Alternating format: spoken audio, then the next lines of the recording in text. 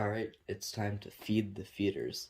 I need to feed them so they stay alive and I can breed them in the future and have a constant supply of them. So in here I have some mealworms and superworms.